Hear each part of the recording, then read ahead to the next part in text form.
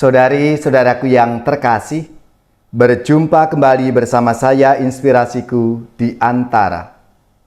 Renungan Harian Senin 22 Mei, Pekan Paskah yang ke-7. Semoga kita bersama keluarga, komunitas kita selalu dalam keadaan baik, tetap sehat dan bersemangat. Marilah kita mengawali renungan kita hari ini dengan tanda kemenangan Kristus. Dalam nama Bapa dan Putra dan Roh Kudus. Amin. Allah Bapa yang Maha Pengasih, kami bersyukur atas sakramen baptis dalam gereja-Mu.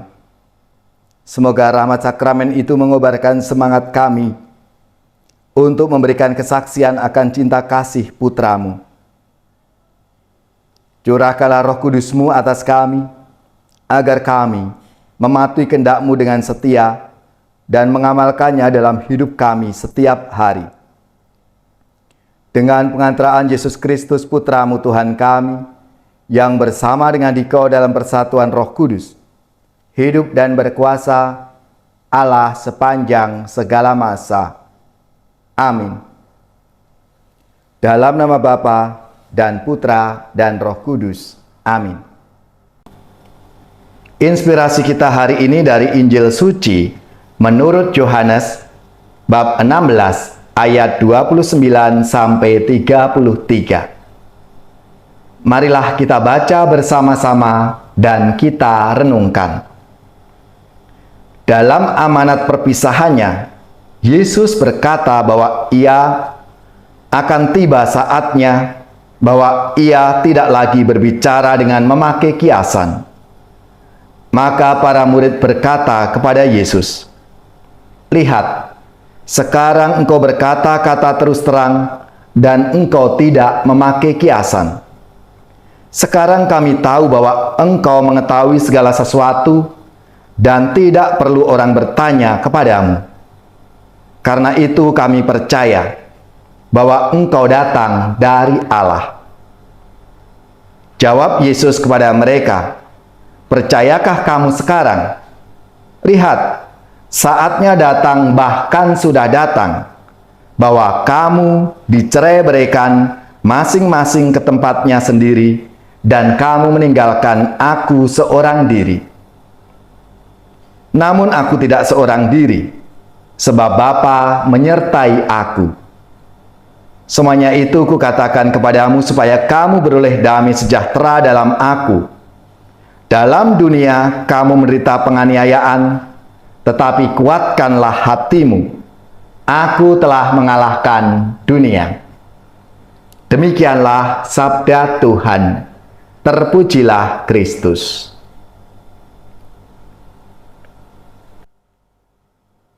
Saudara-saudaraku yang terkasih, dalam sabda Tuhan hari ini berkisah tentang percakapan antara Yesus dengan para muridnya pada peristiwa perjamuan malam terakhir.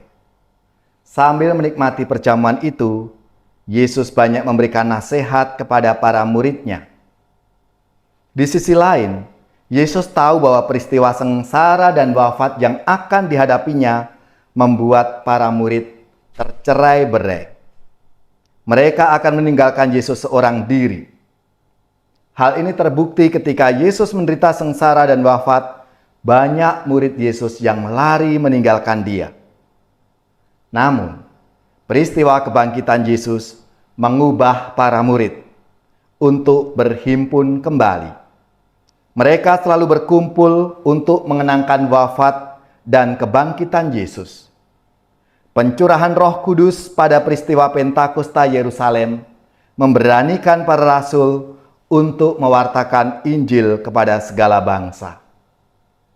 Saudari-saudaraku yang terkasih, minggu-minggu ini adalah minggu-minggu penantian akan pencurahan Roh Kudus yang dijanjikan oleh Yesus itu.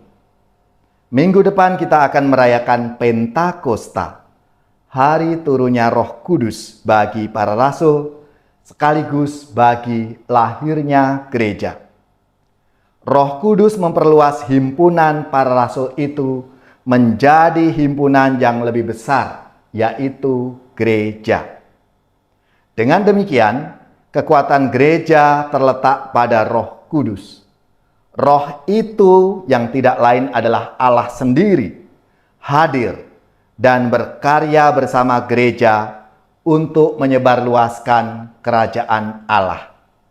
Marilah, dengan kekuatan Roh Kudus kita sebagai jemaat Kristus, sebagai murid-murid Kristus, senantiasa berhimpun dalam paguyuban gereja, sekaligus kita diutus untuk berani bersaksi tentang nilai-nilai kerajaan Allah.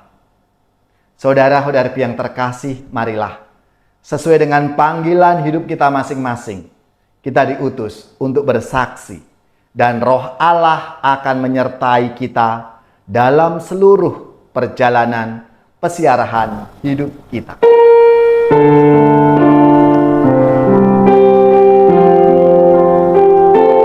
Datanglah Tuhan, datanglah, datanglah Tuhan, datanglah, datanglah Tuhan, datanglah, oh Tuhan, datanglah, ku sedih Tuhan, datanglah, ku sedih Tuhan, datanglah, ku sedih Tuhan, datanglah, oh Tuhan, datanglah, ku nyanyi Tuhan, datanglah, ku nyanyi Tuhan, datanglah, ku nyanyi Tuhan, datanglah, oh Tuhan, datanglah, ku mohon Tuhan, datanglah, ku mohon Tuhan, datanglah, ku mohon Tuhan, datanglah, oh Tuhan, datanglah. Saudari-saudaraku yang terkasih, marilah kita siapkan hati kita untuk menerima berkat Tuhan. Semoga saudara-saudari sekalian, keluarga-keluarga dan komunitas kita, orang-orang yang kita doakan, mereka yang sakit, yang menderita, seluruh tugas, belajar, pekerjaan, usaha serta karya pelayanan kita, dibimbing, dilindungi dan diberkati oleh Allah yang Maha Kuasa, Bapa dan Putra dan Roh Kudus. Amin.